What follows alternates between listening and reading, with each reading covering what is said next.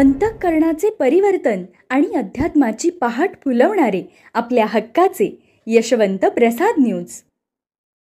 यशवंत हो, जयवंत हो, यशवंत हो, जयवंत हो, यशवंत हो, जयवंत हो. बोला पुंडलिक वरदा हरिविठ्ठल श्री ज्ञानदेव तुकाराम पंढरीनाथ भगवान की जय. परमहंस सद्गुरु श्री यशवंत बाबा महाराज की जय. पार्वती पते हर हर हर महादेव हर. सज्जन हो, आज 11 जून. आजच्यासाठी सद्गुरु यशवंत बाबा यांचे सुवचन म्हणजे विनाशकाले विपरीत बुद्धी. प्रभू रामचंद्रांच्या सुमंतांचे निधन झाले, मात्र यमाच्या दूताने त्यांना 9 दिवस अगोदर नेले. तेव्हा सुमंत पत्नीने सती जाण्यासाठी प्रभू रामचंद्रांची परवानगी मागितली. प्रभू रामचंद्रांनी सर्व विचार करून सर्वच क्रिया थांबवल्या. मी जरा बाहेर जाऊन येतो, आपण मग पुढील निर्णय घेऊ असे म्हटल्यावर स्वतः प्रभू रामचंद्र सुमंतांच्या शोधार्थ यमपुरीकडे निघालेले आहेत.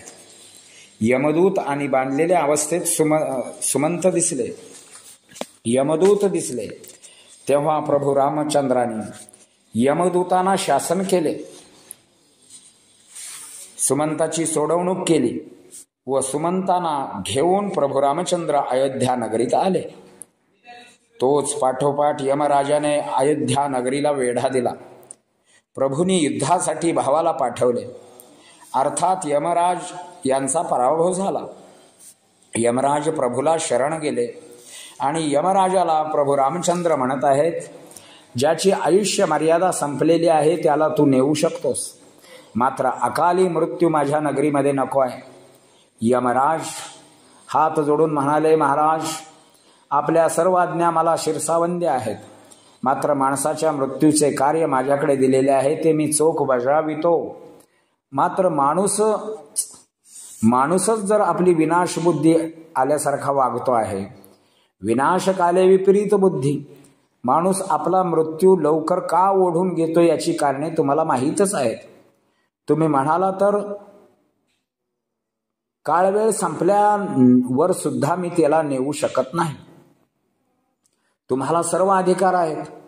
माणसाचा नरदेह सोन्यासारखा आहे आणि स्वतःच्या हाताने तो सोन्याची माती करतो आहे. त्याला दुसऱ्याचे चांगले बघवत नाही. अहंकार, काम, क्रोध तर त्याचे मित्र झाले आहेत. परधन परकामिनीकडे तो वाकड्या नजरेने कायमच पाहत असतो. खाण्यापिण्याचे नियम न पाळणे या कारणाने आपण मृत्यूला जवळ करतो. प्रमाणापेक्षा हाव जास्त करून पैसा मिळवणे आणि शरीराचे वाटोळे करून घेणे ही सुद्धा विनाशकाले विपरीत बुद्धी. दुसऱ्याचे हृदय दुखावणे, लोक पाहत राहतील असे आपले वागणे असावे. इंद्राला सुद्धा आपले मन ताब्यात ठेवता आले नाही. त्याने एका ऋषींचा अपमान केला. ऋषींनी शाप दिला, पृथ्वी तळावरती जाऊन तो डुक्कर होणार. त्याच्या शापाप्रमाणे इंद्र डुक्कर झाले, गटारात लोळू लागले. गटारात लोळतानाचा आनंद त्यांना स्वर्गीय वाटत होता. जसे ते अप्सरांना भोगत होते त्यावेळी जो आनंद प्राप्त व्हायचा तोच डुकराला गटारात लोळताना आनंद प्राप्त होतो. शापाला उशाप हा मिळतोच. कालावधी संपल्यानंतर देव म्हणाले, चला इंद्र महाराज स्वर्गामध्ये. तेव्हा इंद्र म्हणाले, मी येणार नाही, मला इथेच आनंद मिळतो आहे. कुठला स्वर्ग आणि कुठले अमृत, मला गरज नाही. अमृतापेक्षा गोडी अशी विषयात असते. अमृताहुनी गोड नाम तुझे देवा, पण घेतले तर ना. ज्या वेळेला त्या डोकराचे मस्तक कापले त्यावेळेला इंद्राला इंद्राचे इंद्रपण आठवले. असे कितीतरी विषय आहेत जे आपल्या विषयामध्ये रममाण करून टाकतात आणि खऱ्या देवाचा विसर पडतो आणि आपली दुष्टबुद्धी वाढत जाते. आपल्याच पायावर आपण दगड मारून घेतो. विनाशकाले विपरीत बुद्धी. धर्मबुद्धी नाही, नित्य कर्म नाही, धनाची लालसा, दुसऱ्याला हीन लेखणे, दुसऱ्याचे हृदय दुखवणे ही सारी कारणे आहेत. त्याचा प्रत्यक्षात अर्थ आपण पाहूया. रावणाला माहीत होते तरी त्याने सीतेचे अपहरण केले. याला कारण विनाशकाले विपरीत बुद्धी. सुवर्ण मृग वगैरे काही नाही, तो एक राक्षस आहे, तरी त्या सुवर्ण मृगा मागे प्रभू रामचंद्र धावले आणि आपल्या पत्नीला घालवून बसले. याला कारण काय तर विनाश बुद्धी.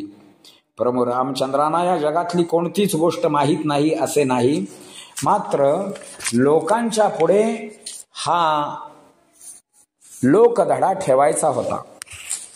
नाहीतर या जगामध्ये सोन्याचे हरिण कुठे असते हे काय रामाला माहीत नसते, आणि रामाला कुठे सोन्याची हौस होते. सीता मात्र सोन्याच्या मागे लागली. याला कारण विनाशकाले विपरीत बुद्धी. आपल्या भाग्यानुसार आपणाला विवेक, बुद्धिमत्ता आणि शांती प्राप्त झालेली असते, मात्र संकट आले की याच विचारांना आपण बरे वाईट रूपात प्रकट करीत असतो, उलटे विचार करीत जातो, धैर्य विवेक घालवून बसतो, प्रयत्न करणे दूर होते. यालाच म्हणायचे विनाशकाले विपरीत बुद्धी.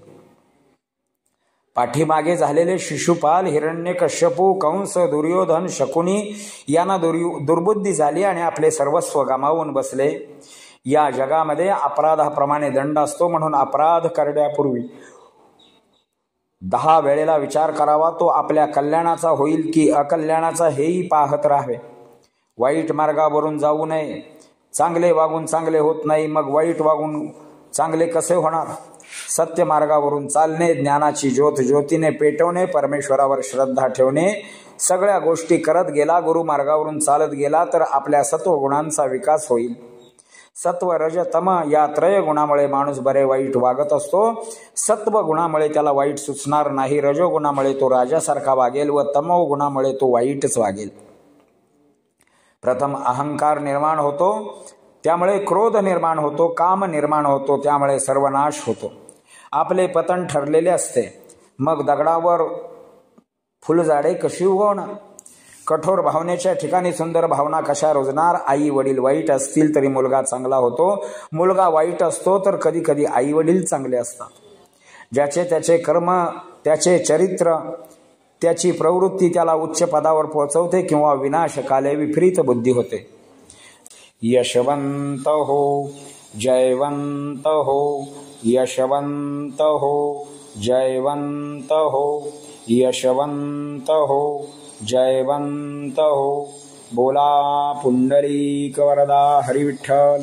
श्री ज्ञानदेव तुकाराम पंढरीनाथ भगवान की जय.